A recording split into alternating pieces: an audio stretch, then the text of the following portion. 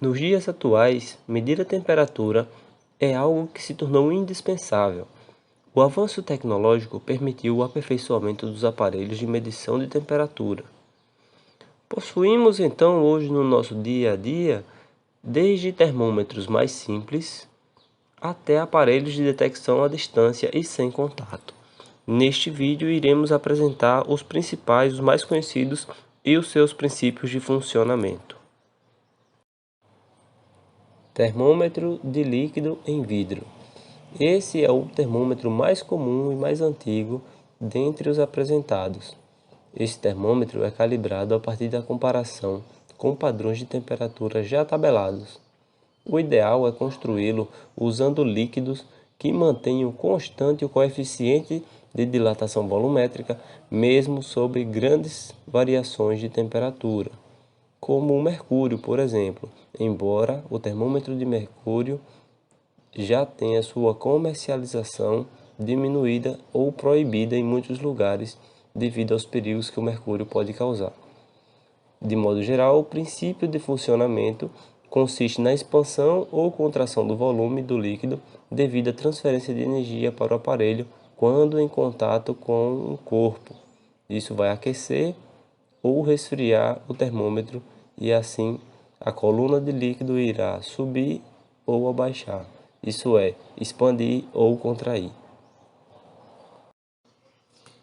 Termopar.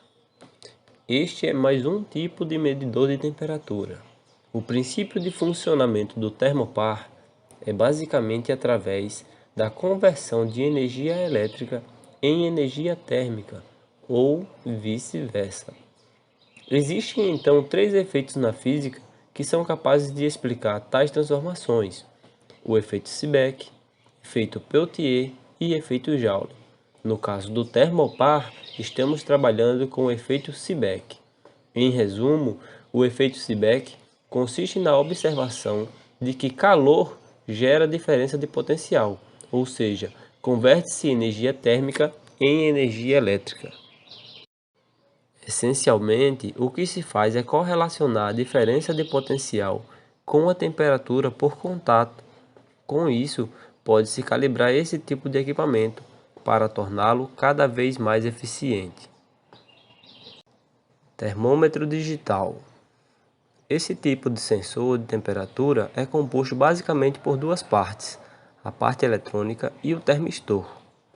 Esse é semelhante ao termopar, mas aqui, ao invés da relação calor-DDP, estamos avaliando a relação calor-resistência.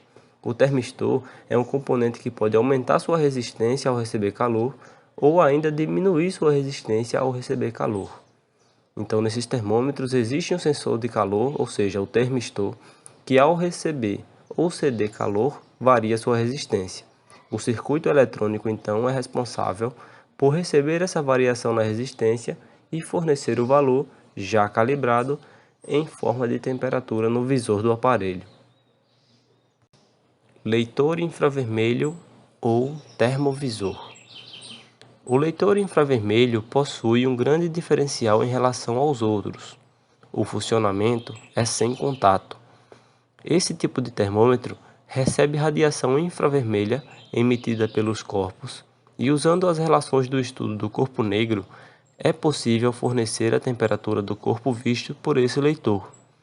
O termovisor ou a câmera térmica é capaz de fornecer em seu visor, além da temperatura do corpo em mira, também a temperatura de uma região, o valor máximo, mínimo ou ainda a média, sendo este um dos aparelhos mais precisos atualmente.